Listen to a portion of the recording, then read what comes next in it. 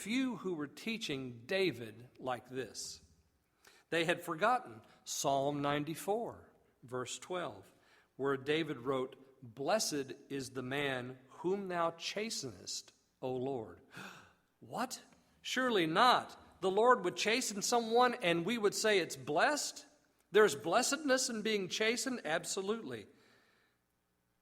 And so they had forgotten that, apparently. But Jesus follows right on that tradition when he talks about the blessedness of the poor man.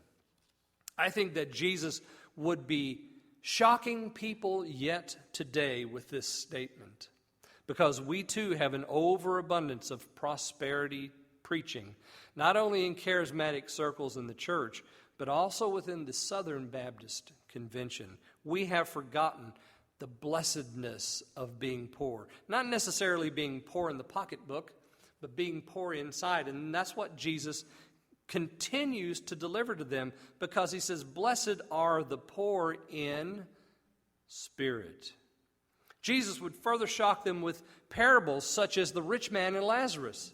You mean a rich man can be rich and he's not blessed of God so that he goes to heaven? You mean a poor man who has nothing and is apparently not blessed of God would be able to reside in Abraham's bosom? Not only that parable, but how about the parable of the Pharisee and the publican? They go into the temple together. The Pharisee lifts his hands to heaven and says, "I'm glad I'm not like other men, especially like this publican." And the publican doesn't even lift his eyes to heaven, but beats upon his breast and says, "Have mercy upon me, O God." And Jesus said, "I tell you that that man went home justified rather than the other." Oh, Jesus loved to shock his audiences with these kinds of stories. And it's for certain that simple poverty does not incite blessedness. That is not what Jesus is trying to get across. No, he's teaching them and us about something more. It's not simply the poor, it's the poor in spirit. Again, I'd like to call on Dr. Broadus. He said this, quote, "The poor not outwardly only, but in the inner man, not in the temporal, but in the spiritual sphere. And it is involved in the nature of the case that they are conscious of their spiritual destitution. Those who are in the sphere of the Spirit, in the spiritual life, are destitute and feel their need. A good example is the publican of the parable. It is possible for a rich man in the temporal sphere to be at the same time poor in the spirit." So you see, it's not about rich, poor. It's not about white, black, Asian, American, Northern Hemisphere, Southern Hemisphere, wherever you might live. It's not about caste or class or any of that. It's about what's on the inside, the poverty of the soul. And so Jesus begins his teaching here by saying, "Blessed are those who are impoverished, who are distressed, those that are wounded, those that are, where's my word? Those that are afflicted, contrite." That's the people who are blessed. Blessed are these who are poor in spirit. And so I'm sure his audience, knowing the scriptures, knowing the trend of the times, took a half a step back when he said that. You don't mean to say that, Jesus. You don't really mean that poorness of spirit is a blessing of God. Absolutely he does. But then in the second half of the couplet, notice what he does. He tells us that they're blessed in the first sentence, in the first phrase. Blessed are the poor in spirit. Well, what does that blessedness look like? Follow along then in the second half. For theirs is the kingdom of heaven. These are the people who possess and enjoy all the riches that blessedness offers. Because these are the only people who can see the beauty of poverty of spirit. Oh, certainly they are blessed. They will find life and be a part of Messiah's reign. These are the ones who, Jesus said in Matthew chapter 18, verse 3, "Verily I say unto you, except ye be converted and become as a little child, ye shall not enter into the kingdom of heaven." That's who he's talking about. These are the ones that enter into the kingdom of heaven. These are the ones that find conversion.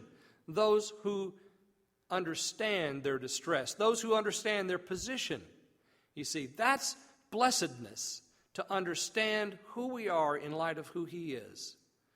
It is not blessed for us to be in competition with Him. It is not blessed for us to be arrogantly and proudly lifted up. It is not a blessing for us to exalt ourselves, because those who exalt themselves, the Bible says, He will humble. But those who humble themselves, the Bible says, He will exalt. So the blessedness of the poorness, ladies and gentlemen, is evident throughout the Scriptures. And Jesus begins the Sermon on the Mount with this. This is the entranceway. This is the door. Poorness in spirit is the way into the kingdom of heaven. Childlikeness is the way into the kingdom of heaven. These people are not rich. Rich men cannot buy their way into the kingdom. And how difficult it is from our reckoning of things. How different it is from the way we see things in this life. Is it wrong to be rich? No, absolutely not at all. But those who are rich in spirit, so that arrogancy and pride and self-satisfaction replace humility and childlikeness, those folks are in danger. And there's no blessedness there. None whatsoever. None. Jesus said unto His disciples, Matthew chapter 19, Verily I say unto you that a rich man shall hardly enter into the kingdom of heaven. Why is that? Why do we have that statement in the Scriptures? Because they trust in riches. And remember, when you trust in riches, you can't be trusting in God. So, the rich man who's rich inside, who's prideful and arrogant and self-satisfied and self-supporting, he has no need to have a poverty of spirit, because he can supply all his needs. Of course, it's not impossible, as Dr. Broada said, for the same man who's rich in temporal things to be poor in spirit. But Jesus said it's very difficult. And then He gives us the very opposite of this blessedness in Luke chapter 6.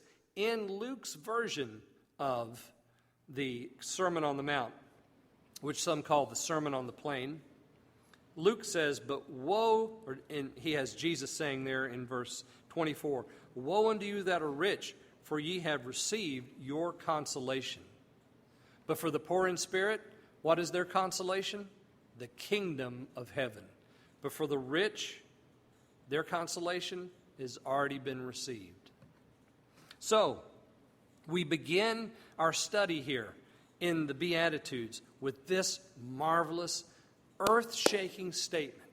And as the disciples step back from this teacher, because they hear him say something so radical, something so different, something so earth-shaking, but something that is so rooted in the witness of both Old and New Testaments. Jesus is depending on their knowledge of the Old Testament when He says it. Blessed are the poor in spirit, for theirs is the kingdom of heaven. Jesus will meet you. Thanks for listening to this week's message. Please join us again next time for another installment of the Creek Road Baptist Pulpit.